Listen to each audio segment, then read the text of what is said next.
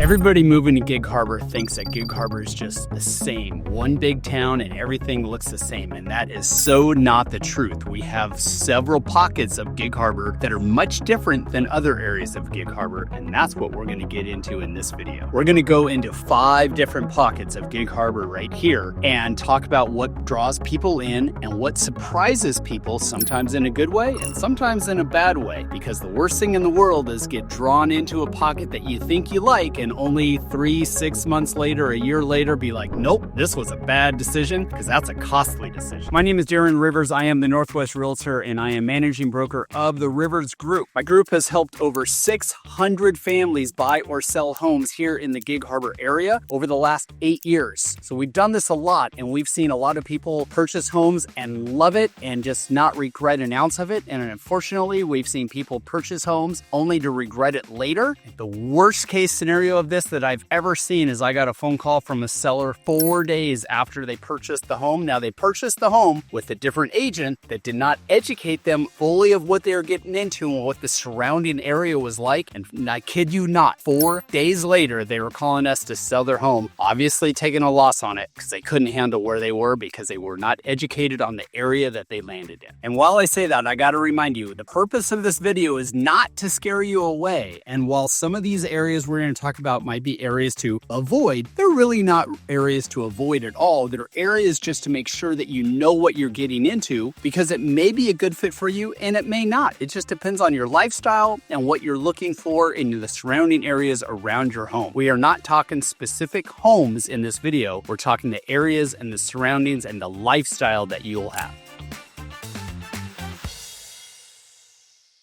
So before we get into the first neighborhood that we're going to talk about, I want to touch on that couple that called me 4 days after they had purchased their house. And that's not even an area that I'm going to talk about in this video. But what really got them is their backyard backed up to a major road, and they thought that the road noise would just kind of go away during the day and not be present at night or on the weekends. Of course, when they viewed the house and did the home inspection and things like that, it was during the day they expected road noise. But what happened was she ended up sleeping in her walk-in closet with earplugs and pillows wrapped all around her because the road noise never stopped. And that's where, if she would have had an expert guiding her along and showing her homes, our job is to make you aware of things, make you aware of all the good things and make you aware of potentially the negative things. And they should have been made aware that that road right outside their back fence was a noisy one with traffic going 24/7. So that's what we're going to talk about in these videos. Some of the things that you just need to have your eyes wide open for. Make sure that you know what you're getting into and make sure it's the right spot for you. Okay, so the number one neighborhood that I'm going to talk about in this video is right where we're standing, and this is Harbor Hill. This is in Gig Harbor North. And when people are moving, especially from out of state, say Southern California or something like that, this is going to look very familiar to a Southern California scene. It is obviously a tract home community. A lot of the homes have a similar look. They were all built right around the same time. The lots are a little bit smaller. They're a little closer together. It's very, very familiar for those of us that are from Southern California, like I am. I grew up in a tract home community. There's a lot of conveniences to this neighborhood. It is super close to the freeways. If you're a commuter, freeway access is great. It's really close to shopping. Costco is literally right up the street. The YMCA, Target, Safeway, Home Depot. There's a brand new elementary school. Literally all the kids from this neighborhood that go to that school, they walk there because it's so close. Okay, so let's talk about what comes up and people realize after moving to a neighborhood like this that might surprise them, or they might realize after some time that's a negative twist for it. So they're going to come up here on a weekend, right? And they're going to look around, especially again, movers from out of state, going to come up here on a weekend, have a very brief period of time to look around. They're going to come to something familiar and as convenient as Harbor Hill is and say, hey, this is great. Move in, everything's hunky-dory. But then they start getting to know the area and they see all the areas around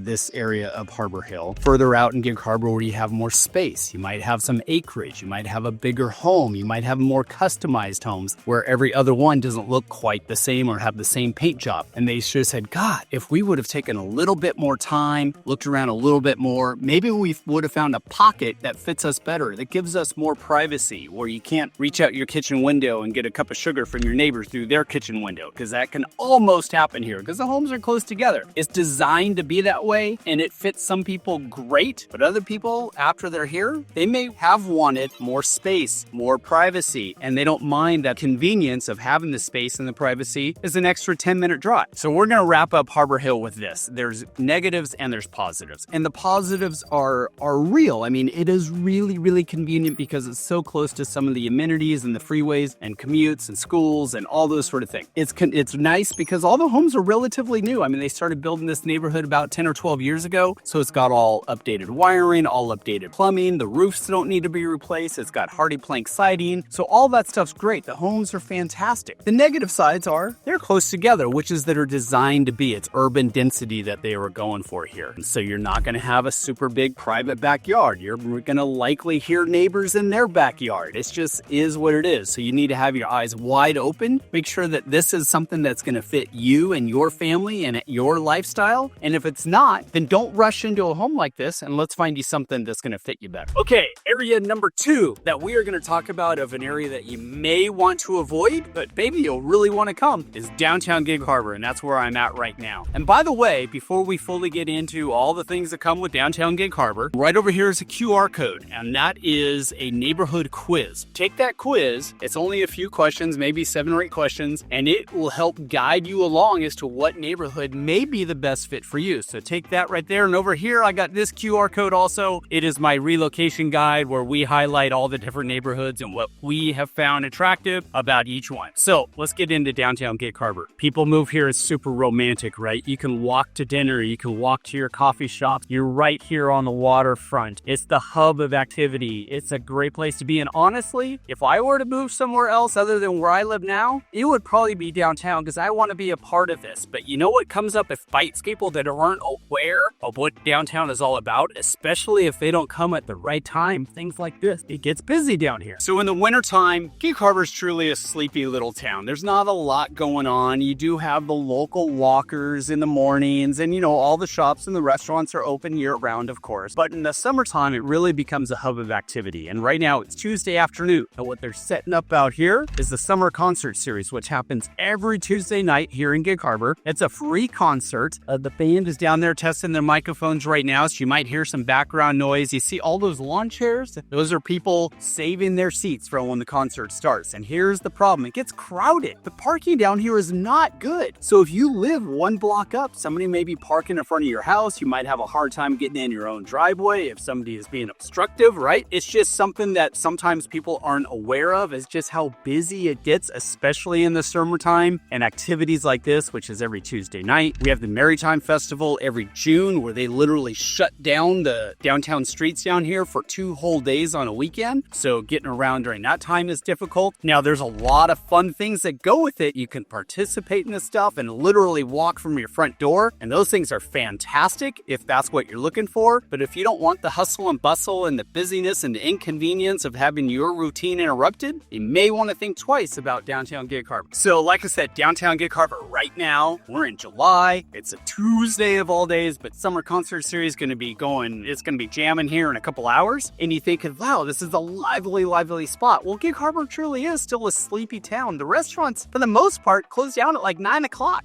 Some days they're not even open. So if you're looking for an active, busy nightclub kind of lifestyle all the time, Gig Harbor isn't it, especially downtown Gig Harbor. You would have to go over to Tacoma or Seattle or a very bigger city than that. We do have that small town charm. We do have that small town feel for sure, but there are the times where it's busy like this, and that's what you need to be aware of. Okay, we are moving on to the third area of Gig Harbor that you need to have your eyes wide open for, and that is Fox Island. Now, Fox Island is a lovely area to live. I have a lot of clients that live out there and love it. Here's the negative sides. Is it's further away. Even if you're on the close side of Fox Island, you're just barely over that Fox Island bridge. It's still a little bit of a drive to get to the freeway. It's still a little bit of a drive to get to any major grocery store. You're talking 12 minutes or so. And if you're on the far end of the island, you could be talking 25 minutes just to get to the closest grocery store and the closest on-ramp to Highway 16. So if you're a commuter, you are adding that drive on every single day. If your kids are in school, middle school, high school, things like that, you're going over that Fox Island Bridge every day just to get to school because they are further away. So it's really hard to talk negatively about Fox Island. I don't want to put a negative spin on it at all because, like I said, it's a lovely area. In fact, is pretty well desired. And the average price points up there, or out there, I should say, are a little bit higher. I mean, they're closer to $1 million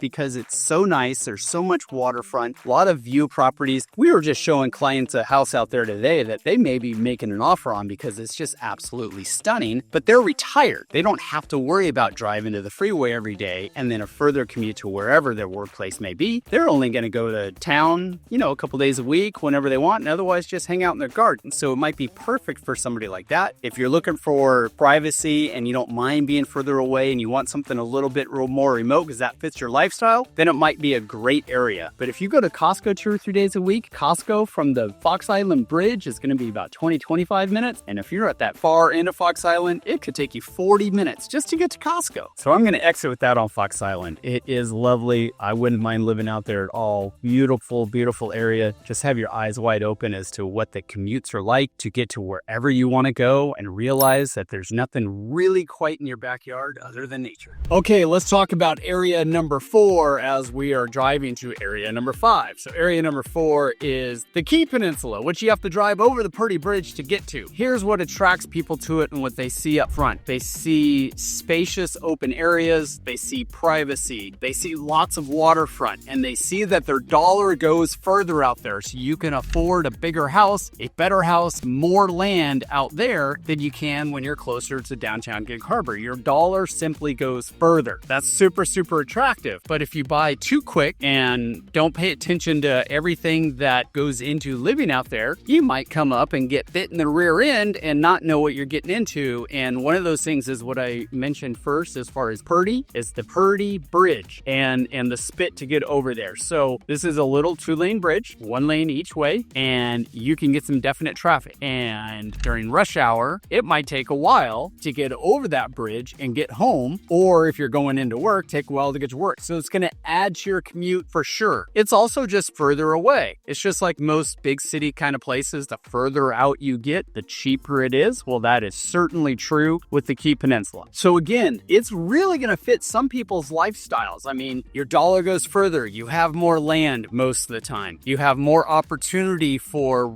waterfront property. It's quiet. It's all those things. All those things are great. You're away from the hustle and bustle for sure. Those are all positive things. The negative things are the things I just mentioned, and they're especially negative if you just are not aware of them. If you're buying out there and you are aware of what you're getting into and that it's going to take longer to get to work, take longer to get to the grocery stores, things like that, and you don't mind that, and the trade-off for being able to buy more, the trade-off for spending less, all that stuff, if that's worth it, then great. I just don't want you to be bit by it and have some sort of unpleasant surprise. Another great thing about Key Peninsula is it's all part of the Peninsula School District. So the school district is the exact same as if you were on Fox Island, if you were in Harbor Hill, if you were in downtown Gig Harbor. It's all the same school district. Now, the elementary schools may be different because of geography. Middle schools, high schools, we have 2 high schools, Peninsula High and Gig Harbor High. So depending where you're at in the region will dictate where the kids go to school, if you send them to public school, that is. But it is all Peninsula School District, which is a very high rated school. Check it out.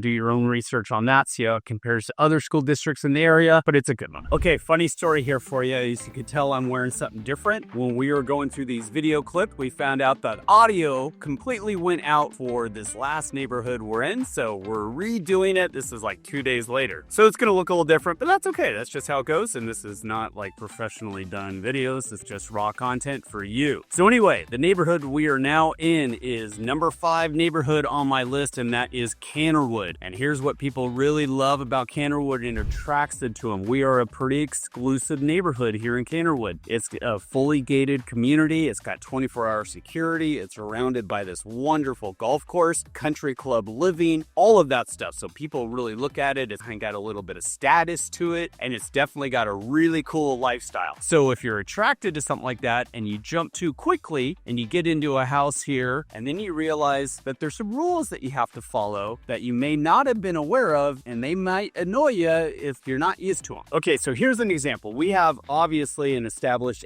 HOA here in Cannerwood. There's good things about an HOA and there's bad things about an HOA. There's obviously the costs of the HOA. Some people just have these nightmare stories about HOAs and want nothing to do with the neighborhood with an HOA at all. But you got to realize that every neighborhood that has an HOA, they it's a case-by-case basis as to how strict they are, what's involved, what the costs are, things like that. So here in Kennerwood, the HOA, in my opinion, is very reasonable on what they agree with and what they allow you to do, but you do have to go through the formalities of asking permission to do certain things to your property. Example, I'm standing right here on a client of mine's deck, and there's these trees right back here. And we just had these trees limbed up the other day, and we had to get permission from the HOA to do it. And as you can see, we limbed them up. They granted permission, of course. You get to see the pond, you can see part of the golf course, whereas before you couldn't see any of that. So it really enhanced these people's view to do that, but they just couldn't do it without HOA permission. They had to ask permission. And again, the HOA, very reasonable. If it's a reasonable request, they're likely going to say yes, and it helps increase your property value, helps increase the neighbor's property value. Okay, so here's the things that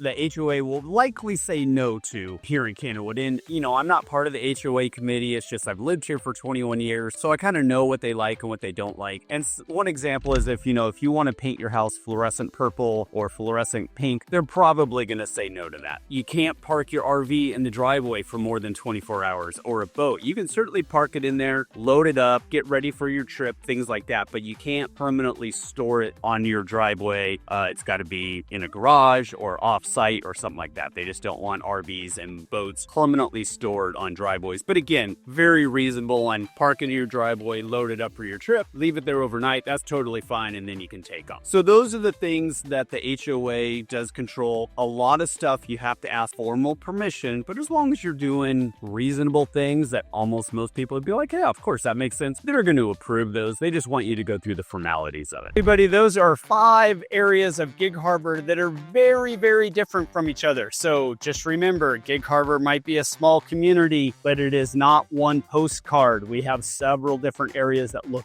very different from each other and have very different lifestyles. So if you are considering relocating to Gig Harbor, which the QR code for my relocation guide again is right here, but if you're looking to relocate to Gig Harbor, make sure you have an expert show you around the area, show you what the positives and the negatives are for each neighborhood so you know exactly what you're getting into. My name is Darren Rivers. I'm the Northwest Realtor and managing broker of the Rivers Group. There are 7 of us total. My team and I are happy to help you out with anything that you want as far as this area or the surrounding areas. We work all over Puget Sound, and all of our contact information is right here. Feel free to reach out, and we'll see you on the next video.